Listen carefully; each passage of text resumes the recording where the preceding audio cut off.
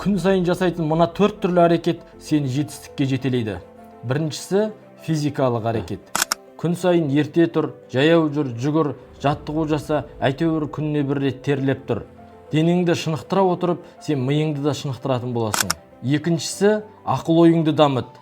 Оқы, үйрен, сыни ойлауыңды дамыт. Әлеуметтік желіні мәнсіз ақтара беруді доғар. Сені өсіретін, дамытатын нәрселермен айналыс. Үшіншісі қаржылық жағы.